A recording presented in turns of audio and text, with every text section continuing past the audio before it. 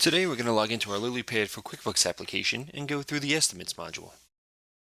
When we first log in, it's the first icon on our top left, or if we were to have a shrunken screen, it would be the first one on the list here.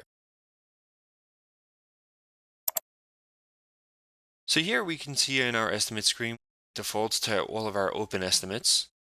We could also see all of our estimates that have been closed, as well as those that are open, sorted by date. And here, when we click on the individual estimate, we can create a sales order from it, an invoice, we can copy it, we can edit it, or we can view it, as well as creating another one. So here we see the company, the address, the estimate number, the date, the item or service listed, and the total price. From viewing it here, we can email the estimate. Now the email has been pre-populated based on my user settings, which we'll get to in another video. Auto-populates the company name as well as the estimate number. I can generate a PDF for the estimate, and then I could print that or save it. That will open in a separate window, so I will close that.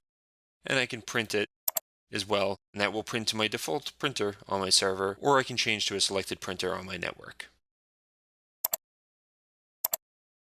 After viewing it, we can also again create it as a sales order, as an invoice, or we can copy it. So if I copy the estimate, it's going to generate a brand new one with today's date, same company, and I can go in and I can edit anytime. So if I click on this arrow here on the right, I can edit the address if I wanted. If I want to put in a state, I can go ahead and I can save that. I can add another item to the estimate, see what I have on hand, my quantity, my cost, and I can change my cost. And when I save it, it adds that line to the estimate. If my estimate is good, I can get it and I can save. And when I save, the order will go into a queue. As you can see up here, this queue is now the orders which are waiting for QuickBooks to pull in. I can also go back to my estimate screen. And from here, again, I can create it as a sales order. So if I create it as a sales order, very similar, I can add a customer PO to this order. I can change, in this case, there was no ship to address on file. I can add another one. And after I add my information, I can save. So now I have a new bill to address, new ship to address.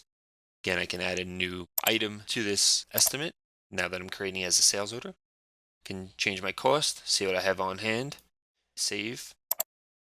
Now, because I'm creating a sales order from the estimate module, it will populate the estimate number. And when I save, it'll create a new order after it comes back from the queue from QuickBooks.